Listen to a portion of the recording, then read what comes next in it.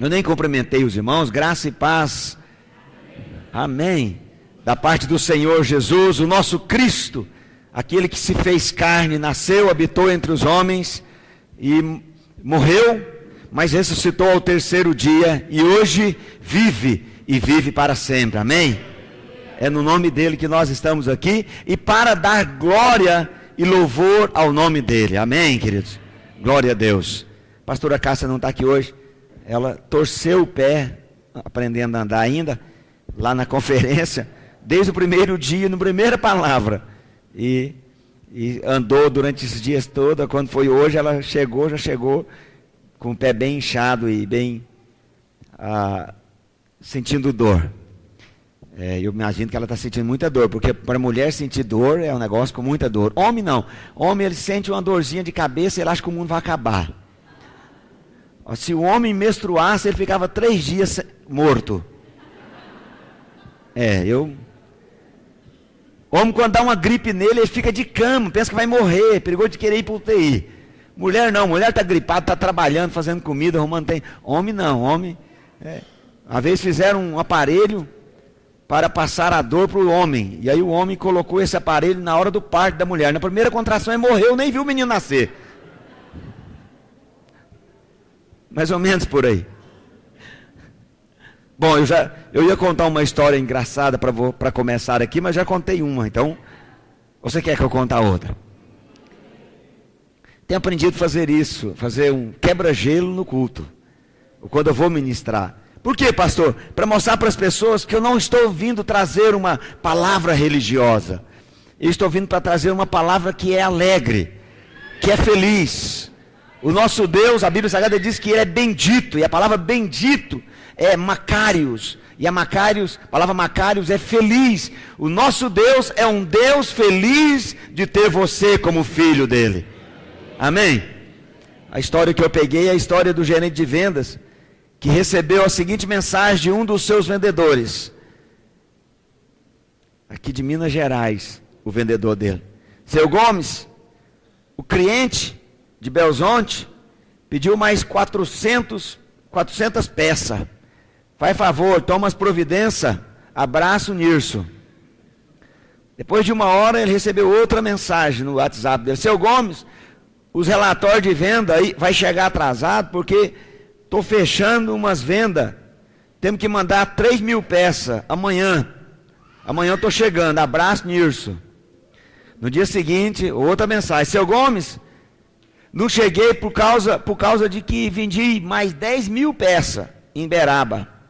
Estou indo para Brasília, abraço Nirso.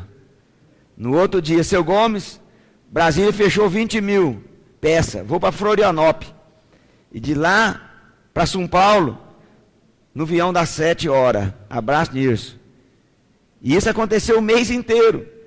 Seu Gomes, aí o gerente já preocupado com aqueles e-mails, aquelas mensagens, com aquela letra tudo errada, tudo é escrito errado.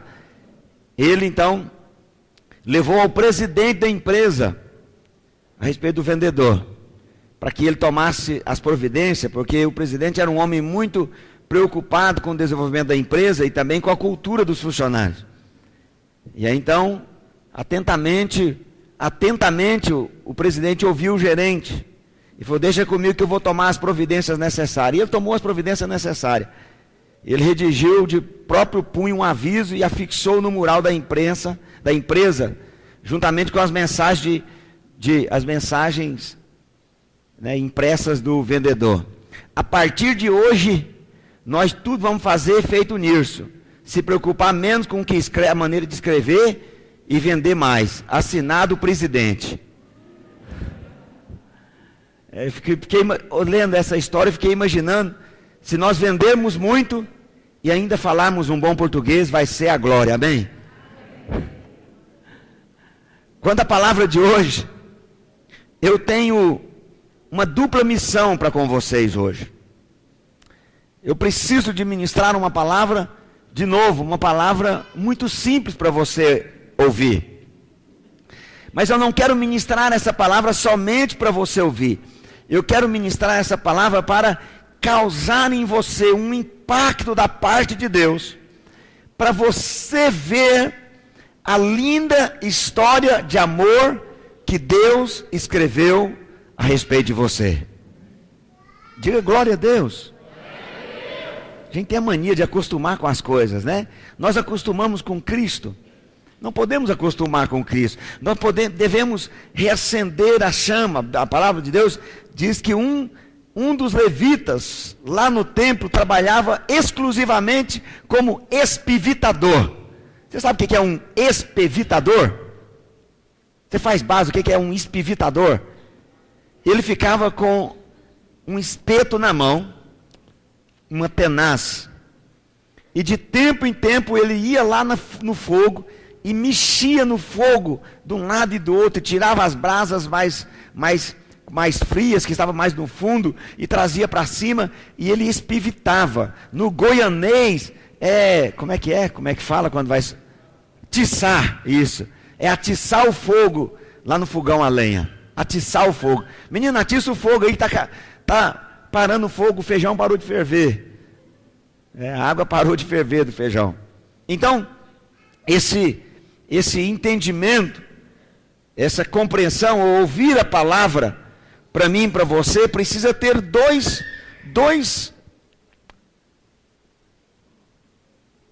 funções, precisa de aplicar no nosso coração com duas funções. A primeira delas é para nós mesmos, amém, queridos? Glória a Deus. E a segunda é como eu posso passar isso aos outros, às outras pessoas. Eu quero contar para você uma grande história de amor de um Deus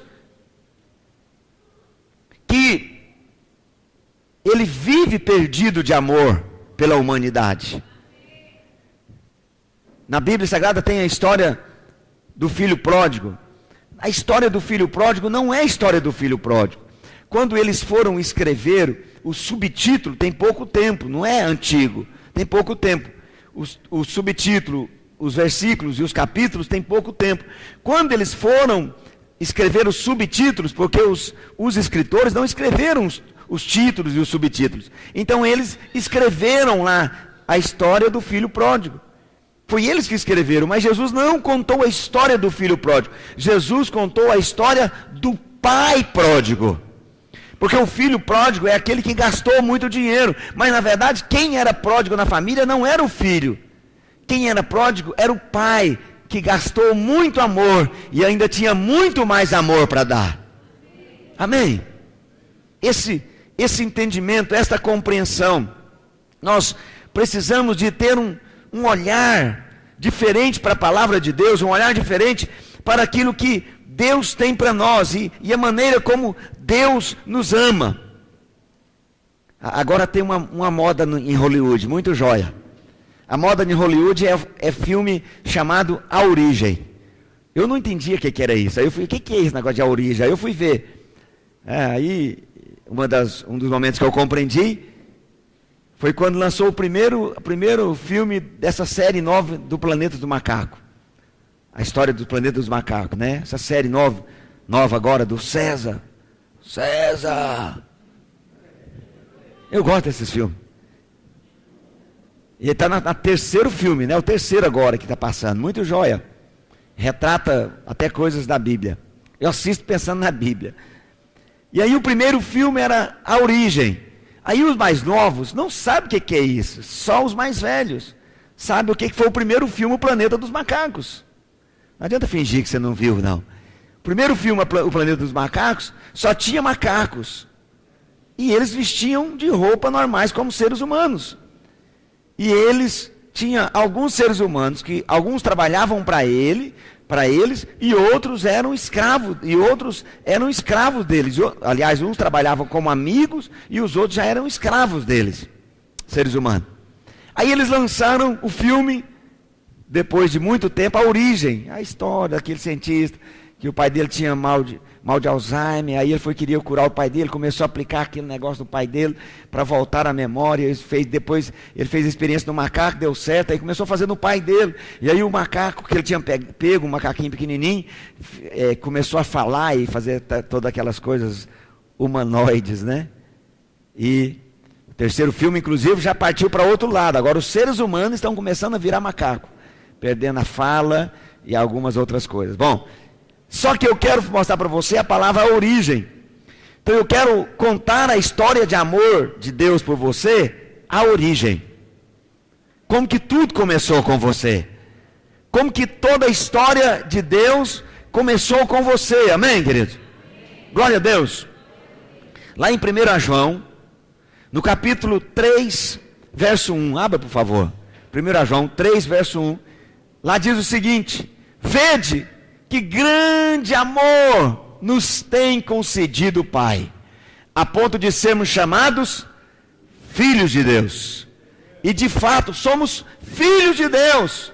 Por essa razão o mundo não conhece vocês, porque se eles não conhecem a Cristo, não conhecem a Deus, eles não vão conhecer os filhos de Deus. Aleluia. João está dizendo que há um grande amor com que o Senhor nos ama.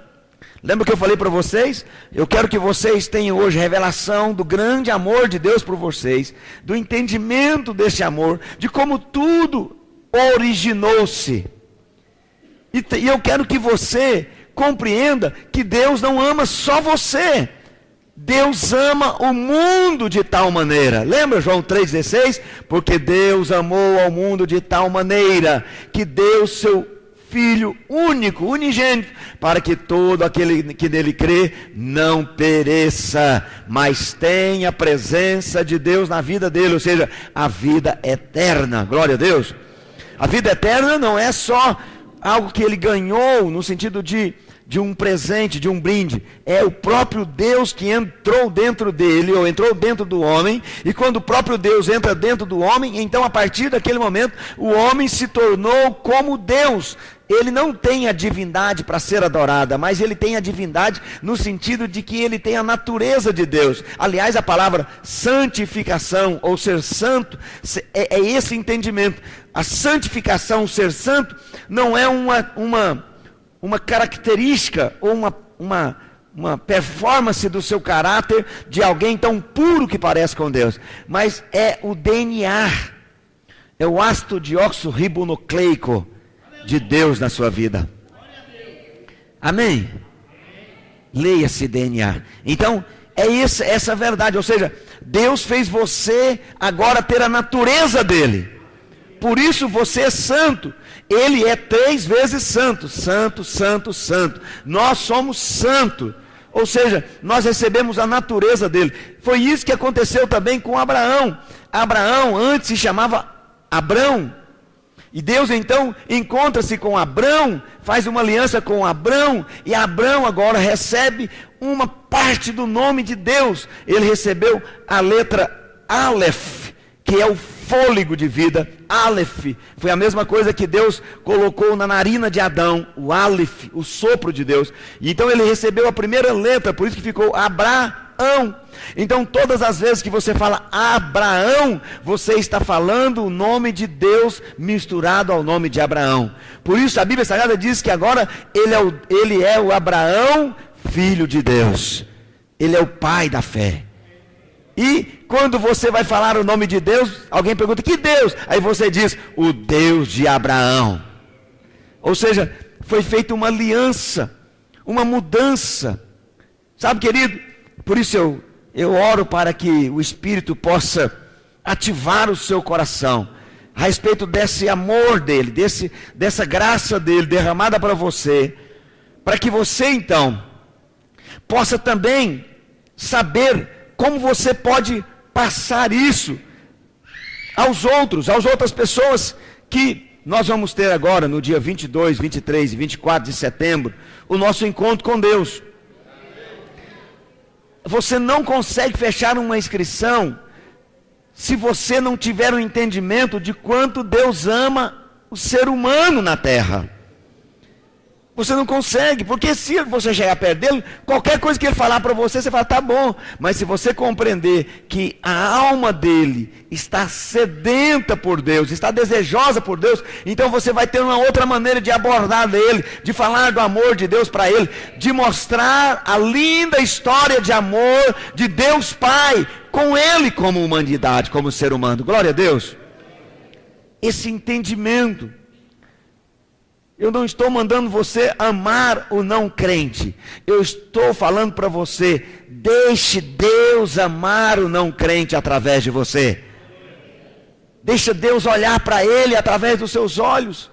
Deixa Deus sentir por ele através de você. Esse entendimento, essa compreensão, para que o Espírito possa trazer revelação. Por isso nós vamos começar a orar essa semana agora. Acho que pode tirar um pouco do médio que ainda está estralando no final. Eu quero que você, a partir da semana, nós vamos ter oração aqui todos os dias, de segunda a sexta, das 18h30 às 19h30. Mas talvez não dá para você vir, líder. Então eu compreendo. Mas eu não abro mão de você orar com a sua célula 1 hora por dia durante toda essa semana. Orar pelo encontro. Na outra semana, além de orar, nós vamos jejuar também, por esse encontro. E eu convido todos, para que todos possam fazer, mesmo os que não vão trabalhar no encontro. Por que eu convido você para fazer? Para que você se encha de encargo também por essas pessoas, por essas pessoas que Deus quer alcançar. Amém, queridos? Glória a Deus. Oh, é extremamente importante que você compreenda isso. Tira um pouco o agudo. Nós compreendemos isso. E aí então, o que eu vou fazer, pastor? Você vai provocar situação. Presta atenção. Você não pode fazer chover, mas você pode provocar chuva. Você pode fazer a dança da chuva. Você pode provocar a chuva. Você sabia que tem como provocar chuva? Se tivesse capacidade de subir acima das nuvens, jogar sal nas nuvens, provocaria chuva. Só não tem condição de fazer isso. Mas é uma maneira de fazer chover. É uma maneira de nós provocarmos chuva. Presta atenção. Você é o sal da terra. Foi Jesus quem disse. Você vai provocar chuva sobre essas pessoas. Não foi isso que a Raabe fez? Ela guardou a casa dela, ela salvou a casa dela, crendo na palavra dos profetas, dos homens de Deus que foram ali. Então você pode ser esse instrumento, e você pode se encher de encargo, e mobilizar a sua célula, líder, para orar, para ter encargo. Deus nos deu uma palavra que nós vamos multiplicar as nossas células. Nós não vamos multiplicar as nossas células com anjos, nós vamos multiplicar as nossas células com gente. Pastor, o senhor só fica falando de multiplicar, Não, eu estou falando de vidas, de almas sendo salvas, de pessoas sendo encontradas. Glória a Deus. Ah, Deus, isso é maravilhoso. Oh, Pai Santo. A Bíblia Sagrada diz, no texto que eu li para você, que João, o apóstolo do amor, ele não conseguiu expressar como que Deus amou o homem. Ele não conseguia. Então ele escreveu, porque Deus amou o homem muito. Não, muito é pouco para escrever. Porque Deus amou o homem, toró. Não, só os irmãos de Itumbiara vão compreender. Ele pensou de toda maneira. Aí ele pensou, porque Deus amou ao mundo de tal maneira. Diga, de tal maneira. Eu sei que a primeira coisa que o diabo é sujo. A primeira coisa que o diabo vem e fala, se Deus é tão bom, por que o homem está se perdendo tanto? Por que o homem ainda vai ser mandado para o inferno? Opa, para. Em nenhum lugar na Bíblia diz que Deus mandou o homem para o inferno. Se você leu isso, alguém escreveu na sua Bíblia. Talvez você pode ter pensado que ouviu ou leu isso, mas não está escrito isso. Lá diz que o diabo vai ser lançado no inferno. E aí atrás do diabo vai os seus seguidores. Mas não é Deus quem está mandando o homem para o inferno. É o diabo que está arrastando os seus seguidores. Outro dia alguém falou, pastor, mas se Deus é tão bom, e eu acho justa a pergunta, principalmente de pessoas que não conhecem o Senhor. Crente não, né? Nós somos filhos de Deus, compreendemos do amor e a bondade de Deus. Como que o homem se perde? Aí eu contei a história para ele, que eu já contei para vocês. Que, na verdade, o planeta Terra era uma casa pegando fogo, com 30 crianças que não podiam se salvar lá dentro. E o bombeiro sabia, e todos sabiam, que aquelas crianças todas iriam morrer. Assim era o planeta Terra. Todos estavam perdidos. Diga comigo, todos estavam perdidos. Mas a palavra de Deus diz que o Senhor Jesus, o Senhor Deus, mesmo sabendo que todos iriam perder, Ele amou ao mundo de tal maneira que Ele enviou um bombeiro para entrar dentro da casa. E esse bombeiro entrou dentro da casa e salvou 17 crianças e somente 13 morreram. Alguém pode dizer, mas ele é mau, 13 morreram. Não, os 30 iam morrer. E ele deu a vida dele, o bombeiro, para salvar os 17 crianças que estavam lá dentro. Esse é o nosso Jesus, esse bombeiro, amém? Esse é o nosso Deus, que Ele ama o homem. Ele nos ama. Ele ama a sua criação. Deus não tem nada contra a sua criação. É tão incrível isso, porque quando o Senhor Jesus vier, Ele vai vir arrebatar a igreja no primeiro momento, a igreja vencedora. Depois de 7 anos, possivelmente, Ele volta para a terra. Quando Ele voltar para a terra, presta atenção, Ele não vai acabar com a humanidade que está aqui. Mesmo a humanidade que não o serve, que não o tem como Deus, como Pai, vai entrar para dentro do milênio. E vai haver dentro do milênio as nações. O povo que não reconheceu Jesus como Deus, que não o reconheceu como caminho, verdade e a vida, João 14,6, que não tem salvação e não vai receber salvação durante o milênio, mas eles vão experimentar durante o milênio o que eles perderam, o que eles estão perdendo, e vão experimentar o amor e a graça de Deus por 1000 anos. Quem está me entendendo? Isto mostra, expressa de forma muito clara o amor de Deus. É esse amor. Esse amor não é um sentimento, não é uma ação programada. Esse amor não é um amor de fraternidade. Eu tenho que amar as pessoas e dar boas coisas para eles e alimento. Isso é amor, mas não é o amor de Deus. Esse amor é chamado amor caridade. Ou então no original é o amor filéus, fraterno, fraternidade. Não é um amor eros, porque esse é o amor erótico. Não é um amor estorge. O amor estorge é o amor de familiares, de relacionamento familiares. Esse amor na Bíblia diz que esse amor chama-se ágape. Fala comigo, ágape. Na verdade, esse amor não é um sentimento, não é uma ação. Esse amor é uma pessoa. Porque Deus amou ao mundo de tal maneira. Ele amou. Qual a prova que Ele amou? A prova que Ele amou era que Ele deu o sentimento dele pela igreja? Não, Ele deu o Filho dele pela igreja. Ele deu o único filho que Ele tinha. Quem está me entendendo? Ele deu Ele para você. Ele deu Ele para a humanidade. Aqui eu entro fazendo um paralelo da história do filho pródigo, que todo mundo já conhece a história do filho pródigo. Não preciso de ler a Bíblia para você aqui, né? Talvez até na televisão você assistiu a história do filho pródigo. E como já terminou, parece que a história, o filme, a série do filho pródigo, então eu posso contar até o final, que você não vai ficar chateado por contar o final do filme para você, né? Isso foi o pastor que foi pregar e foi falar sobre Moisés, sobre a história de Moisés. Quando ele chegou na parte lá do Monte Sinai, os irmãos falaram, para pastor, esse capítulo vai passar amanhã, não conta essa parte para nós. Então, eu estou falando da história bíblica.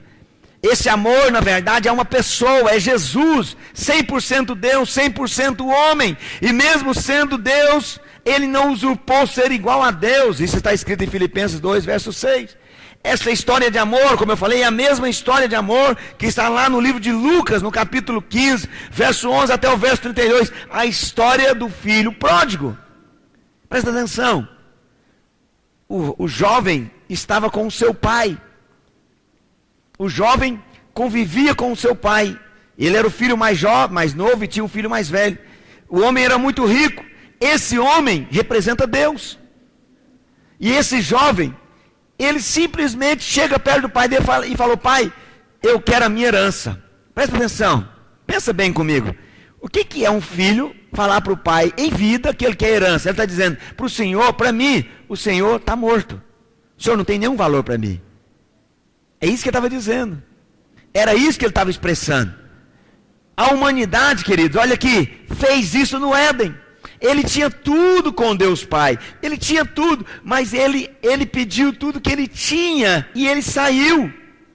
Ele perdeu o que ele tinha. Ele abriu mão, ele mesmo abriu mão do que ele tinha. Foi o que o jovem rico fez. E a Bíblia Sagrada diz que o jovem rico, por causa disso, ele gastou tudo que ele tinha em pecado, em festas, em orgias. É incrível isso. E agora, esse homem que representa a humanidade, que representa a mim e a você, ele então agora se vê distante do Pai. Ele se vê distante. E aí, distante, ele resolve voltar. Ele caiu em si. Sabe, queridos, nós, como você, hoje, como filho de Deus, se você parar um pouquinho, você vai lembrar o dia que você percebeu. Não foi você quem percebeu, mas o Espírito de Deus fez você perceber: eu estou distante de Deus Pai. Eu estou distante de ser aquilo que Deus me criou para ser. Eu preciso voltar a Deus Pai. Quem que fez isso? Foi o próprio Espírito Santo que pegou você e abriu seus olhos espirituais e direcionou você. Por quê, pastor? Irmãos, eu vou falar para você por quê. Porque tinha alguém orando por você, concordando em oração e dizendo: ele não vai ter nenhum desejo a não ser o desejo por Deus Pai. Ele não vai ter nenhuma outra fome senão a fome de agradar a Deus Pai, de receber de Deus Pai. Ele vai, e alguém orou por você, até para Deus puxar o seu tapete, para que você percebesse que você estava sozinho, que você não tinha o que você falava, que você tinha religião, que você não tinha nada disso. Aí você se viu simplesmente como o jovem rico, que agora é pobre, e agora ele não tem nada, e agora ele se vê no meio de porcos. Para um judeu, nós gostamos de uma costelinha de porco, aleluia, amém. Um bacon então, fritinho, é delicioso, com uma Coca-Cola gelada, é bom, mas o judeu, ele considerava o porco um animal imundo. Então agora ele estava lá no meio dos porcos, tratando de porco, dando uma fruta. Eu vi essa fruta, se chama alfarroba. Essa fruta alfarroba é desse tamanho. Ela parece muito simples de você conhecer ela, meus irmãos goianos. Muito simples. Ela parece com a lobeira. Muito parecida aquela loba, aquela. E ele dando as lobas maduras, aquelas alfarrobas maduras para os porcos. Ele olhou para as frutas, mas ela não era comestível. E já estava com tanta fome que ele desejou comer as frutas, a comida dos porcos. Quantos de nós vivemos assim no passado, comendo comida espiritualmente de porcos? Coisas que nos fazia. Olha como que o diabo faz. O diabo faz o homem pecar, depois ele acusa o homem porque o homem pecou. Isso é terrível. Isso é uma vida vazia. Eu falei para a semana passada, alguém ficou encabulado, falou: pastor, eu nunca tinha parado para pensar nisso. Mas é verdade. O que é a droga? O que é o vício? Senão uma tentativa de preencher o vazio que eu tenho. Por isso eu fumo e eu jogo para dentro o trago, a fumaça, tentando preencher o meu vazio. Mas cada vez que eu tento fazer isso, eu percebo que isso não preencheu. Porque a embriaguez, porque eu estou tentando dar a mim uma alegria que eu não tenho. Estou tentando buscar em mim uma alegria que eu não tenho. Porque a prostituição, o adultério, porque eu estou tentando sexualmente me realizar. Porque eu não me sinto realizado, porque eu estou longe do propósito de Deus. Oh, aleluia. É isso. E o homem agora distante do Pai, separado do Pai, longe. E agora então a Bíblia Sagrada diz que em um dado momento ele se viu, ele percebeu: eu preciso voltar a Deus Pai. Quantas pessoas, irmãos, que são do seu relacionamento, que estão desesperados tentando voltar a Deus Pai com religiões, com vícios, com embriaguez, tentando voltar a Deus Pai com penitência, sabe, com qualquer coisa, qualquer tentativa, tentando se agarrar a Deus, precisando de que alguém seja uma voz profética, uma voz de Deus, dizendo para ele: você só precisa ir para Jesus, porque Jesus é a religação entre Deus e o homem.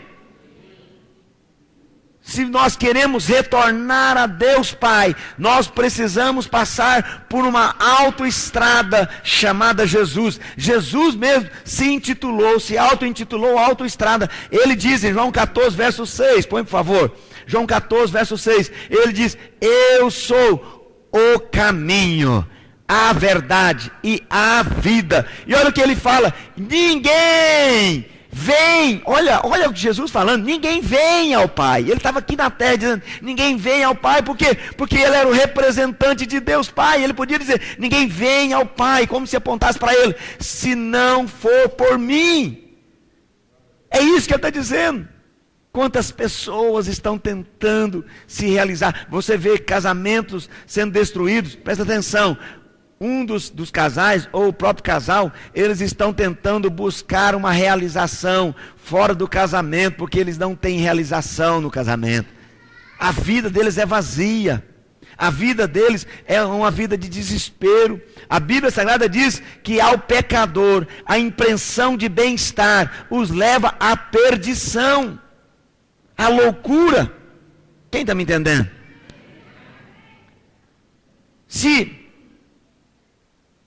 Se eu dissesse para você, essa semana eu fiquei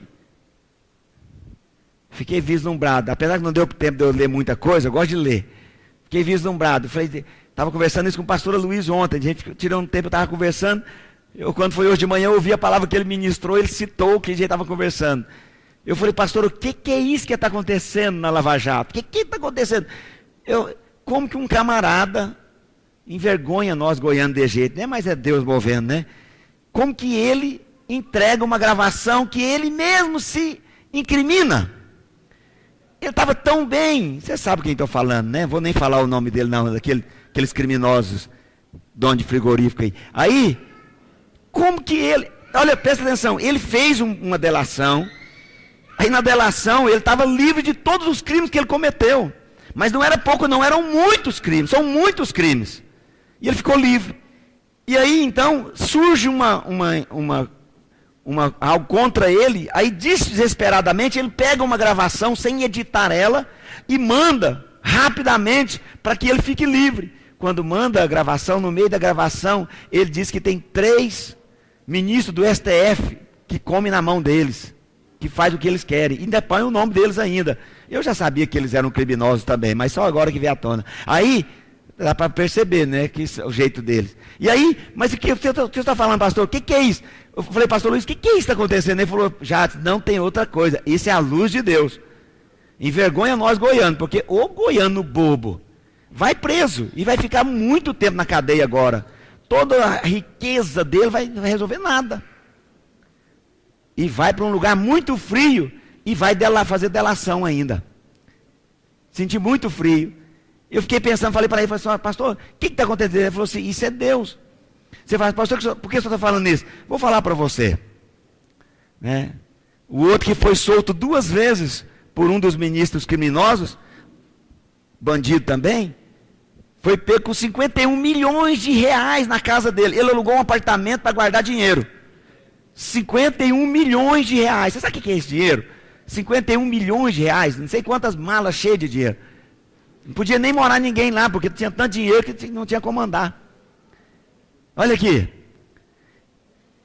Estou contando toda essa história para você ver que podridão é essa. E se eu disser para você que um desses homens recebeu Jesus, você fala, recebeu nada esse bandido, esse safado, depois de tudo isso vai falar que recebeu Jesus. Pois é, um deles pediu para um dos pastores ir lá orar com ele.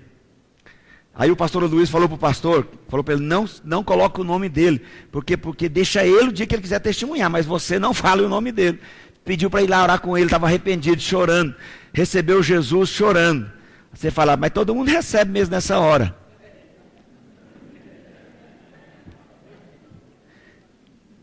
Tem uma história na Bíblia, eu vou falar para você porque eu estou falando da história de amor de Deus por nós. Preciso fazer você entender. Tem a história de um homem na Bíblia que era comparado a esses criminosos do Brasil. A história de Mateus. Mateus, ele era um cobrador de impostos. Mateus era judeu, tornou-se um dos discípulos de Jesus. Mateus era judeu, só que era um judeu safado, bandido. Se vendeu para os romanos, para cobrar imposto dos judeus. Agora presta atenção, a mesma coisa de Zaqueu, né? É a mesma história. Aí presta atenção, ele não cobrava só o que ele podia cobrar, ele cobrava aquilo, cobrava a mais, ainda cobrava propina e fazia tudo. Esse propina aí é muito antigo, lá está na Bíblia, que eles cobravam muito mais. As pessoas odiavam os judeus, odiavam os romanos, mas os publicanos, os funcionários públicos de Roma, por isso que é um funcionário público de Roma, que os publicanos, eles queriam matar de tanto ódio. Entende o que eu estou falando? E a Bíblia Sagrada diz, em Mateus 9, verso 9, Mateus 9, verso 9, partindo Jesus dali, viu um homem chamado Mateus, sentado na coletoria, e disse-lhes, segue-me. Ele se levantou e o seguiu. Que loucura! Ele estava lá, como publicano, como fiscal, como coletor de impostos. Jesus passou e falou, segue-me. Ele não perguntou nada para Jesus. Ele não perguntou quanto você vai pagar, como é que vai ser o salário, como é que vai ser isso, para onde nós vamos. A Bíblia Sagrada diz que ele seguiu Jesus. E aí é interessante, porque se você for reparar os textos da Bíblia, eu anotei aqui, tem algum lugar que eu anotei que eu vou encontrar aqui. Eu estava lendo hoje, ruminando isso. Eu fiquei, Mateus 10, verso 3. Filipe, Bartolomeu, Tomé e Mateus, o publicano. Todas as colocações que eles vão fazer agora a respeito de Mateus, eles fazem questão de mostrar que Mateus era um publicano. Ele tinha sido um criminoso. Seria mais ou menos assim, fulano de tal, que estava envolvido na Lava Jato. Seria mais ou menos assim o que eles fizeram. Agora presta atenção, as pessoas começaram a olhar para Mateus, começaram a olhar para Zaqueu, e começou a olhar para Jesus e dizer que Jesus não tinha padrão para seguir a ele. Jesus aceitava qualquer um. Sabe o que Jesus falou para eles? Vocês não conhecem o que é a graça. Porque a graça, ela não pega quem merece, ela pega justamente quem reconhece que não merece. E Jesus então cita uma parábola, que havia um homem rico que batia no peito dizendo que ele jejuava, que ele orava, que ele fazia isso, que ele fazia aquilo outro, que ele dava comida para os pobres, mas o outro, ele diz que o outro simplesmente ajoelhado, ele dizia, Senhor, eu sou um pobre, miserável, pecador, eu só conto com a graça e a misericórdia do Senhor. Aí ele diz que aquele homem que dizia que era bom, não foi justificado, mas aquele outro foi justificado. Presta atenção, entenda bem. Esta oração não é a oração dos filhos de Deus, é a oração que faz você reconhecer que você não é filho de Deus, e você então é feito filho de Deus naquela hora. Essa não é a oração dos filhos de Deus. Esta é a oração daqueles que reconhecem, eu não sou filho de Deus. Aí então o próprio Deus faz você filho dele. Quem está me entendendo? Agora você não é mais o pobre, miserável, pecador. Agora você é filho amado de Deus. Pastor, mas eu cometo pecado. É lógico que comete pecado. É lógico. Mas Deus não está olhando para os seus pecados. Deus está olhando para o sangue de Jesus sobre você. E o sinal que você é filho de Deus é que você comete um erro de percurso. Pecado é erro de alvo, erro de percurso. Então, quando você peca e não sente nada, você precisa de checar a respeito da sua filiação. Mas se você peca e fala, por que eu estou fazendo isso? Isso não tem nada a ver comigo, isso não parece comigo, eu sou filho de Deus, isso não me satisfaz. O que me satisfaz é a presença de Deus. E as pessoas têm a mania de pensar que quanto mais pecado a pessoa tem, mais distante ela está de Deus. É o contrário, quanto mais pecado, mais fácil de reconhecer que ele precisa de Deus. E esse entendimento, esse conhecimento, você vê isso no filho pródigo. O pai o recebe de volta. Vou terminar falando isso para vocês. Eu acho que eu já falei isso, já tem muito tempo, vou repetir. Por que que o pai ia todos os dias lá na porta esperar o filho? Ah, porque ele era apaixonado e amava. É verdade, tudo isso é verdade. Mas tem algo a mais. É porque na lei diz que quando o filho desonrasse o pai, ele deveria ser apedrejado. E nas portas da cidade ficavam os mestres, os senhores, aqueles que davam conselhos. E eles, quando aquele jovem chegasse, se o pai não tivesse ali, eles tinham direito de apedrejar aquele filho rebelde, aquele filho que havia matado o pai dele dentro do coração dele. Então a Bíblia Sagrada diz que então o pai vinha todos os dias à entrada da cidade. É muito claro, porque diz que ele vinha longe e ele viu de longe, que ele estava vindo longe, que era o filho dele, o jeito de andar, o trejeito, a maneira dele. Você sabe, pai e mãe conhecem os filhos, até pelo andado, quando chega em casa à noite. O pai está deitado, quando chega ele sabe, é o filho tal que está chegando. Minha mãe tinha 7 filhos. Um dia eu caí da cama dormindo. E ela falou, tudo bem com você? Ei, Jadson? Eu falei, que é isso? Essa mulher é uma macumbeira. Como é que a senhora sabe que é eu? Ele falou assim, não, sabe porque foi muito barulho de osso. Eu falei, filha da mãe, de jeitinho. Foi muito barulho de osso, só podia ser você. Aí eu comecei a rir, eu falei, tá certo. Mas eu me lembro que a gente chegava em casa e abria a porta, começava a andar, ela sabia. Obviamente eu era o mais fácil dela saber, né? Porque já chegava, derrubava um negócio assim na porta, derrubava uma cadeira, tacava o pé na mesa, né? Derrubava, fazia alguma bagunça, um barulho. Então, presta atenção, a Bíblia Sagrada diz que o pai ama tanto o filho, que ele vem de longe e ele o reconhece, é meu filho. E ele sai correndo. Por que ele sai correndo? Presta atenção, ele sai correndo porque se o filho chega na porta da cidade, ele seria apedrejado. Mas se o filho chega junto com o pai, para apedrejar o filho, vai ter que apedrejar o pai. Foi isso que Deus fez. Ele se fez de morto por nós. Ele se entregou na morte por nós, aleluia. Foi isso que Jesus fez. Uau! Essa história de amor que Ele nos salvou. Sabe a maneira como Ele fez, a maneira como Ele nos alcançou. Oh, aleluia!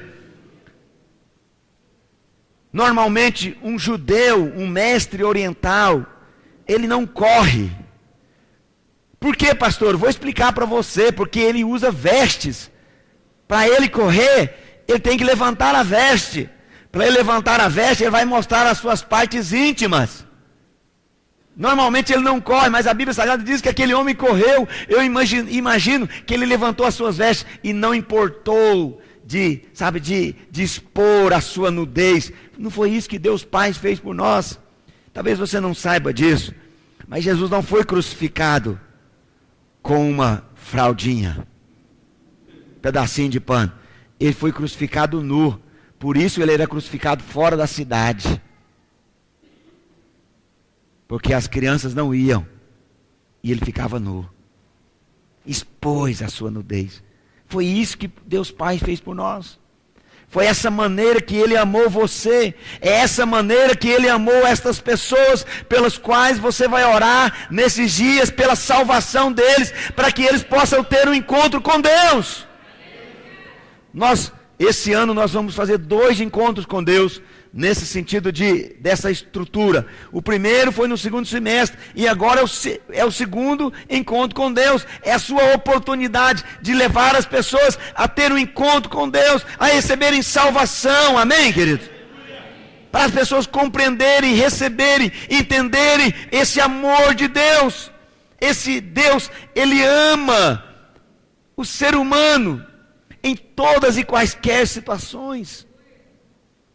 A Bíblia Sagrada diz, pedi para a equipe subir aqui. A Bíblia Sagrada diz que quando eles chegaram em casa, o pai ordenou que fizesse 3 coisas.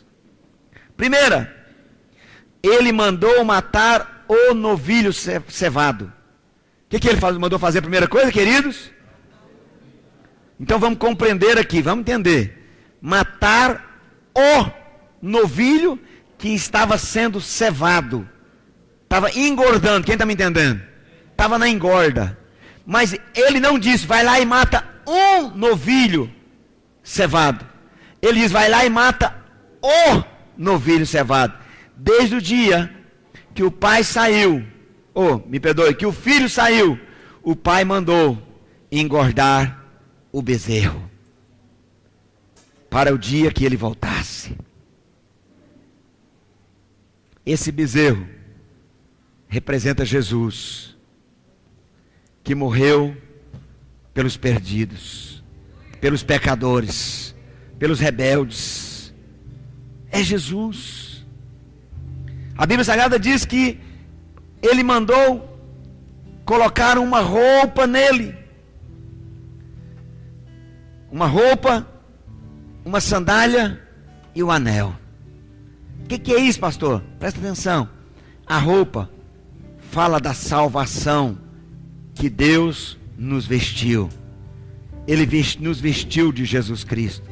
Nós fomos vestidos de Cristo. Você foi colocado em Cristo Jesus. O que é o anel, pastor? O anel é o selo da família. Você agora faz parte da família de Deus. O que é os pés? Os pés é o que eu estou falando para você. O ponto que eu quero que você compreenda também. Os pés que ele foi calçado, é o que Paulo diz que é o calçado da preparação do Evangelho. Ou seja, você está sendo calçado para levar o Evangelho, para levar Jesus, para mostrar essa linda história de amor que Deus escreveu com o ser humano, com toda a humanidade. Todos. Por que eu contei a história da Lava Jato? Eu contei a história da Lava Jato só para você compreender que Deus é tão bom. Se fosse eu, não salvava, mas Ele salva até criminoso envolvido na Lava Jato. Se fosse você, não salvava. Não vem falar que salvava não, que você queria. Eu salvo, mas pelo menos uns 2 dedos dele eu vou arrancar, pelo menos na mão direita dele. Isso é nós, somos seres humanos. Outro dia eu batizei um senhor de idade. Quantos anos que ele tem? Me lembre. 71. Eu fiquei pensando, se fosse eu, capaz que eu não salvava ele não. Viveu a vida inteira, agora no final da vida vai querer, não. Mas eu fiquei pensando, ainda bem que Deus não é igual a nós. Deus é gracioso. Deus é bom. Deus ama aquela pessoa que está perseguindo você. Uau! Fiz até um silêncio. Deus ama aquela pessoa que importuna você lá no seu trabalho, lá na sua escola. Deus ama.